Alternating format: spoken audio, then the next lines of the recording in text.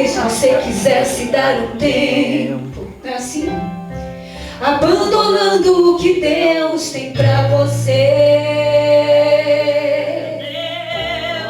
Às vezes a gente cansa.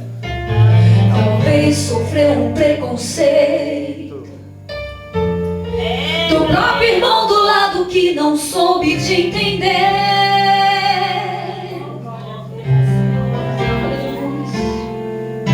Talvez sofreu um preconceito, te humilharam até enfraquecer.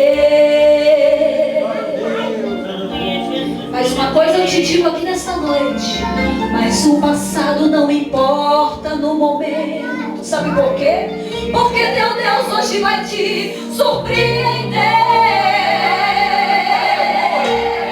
Você crê nisso nesta noite?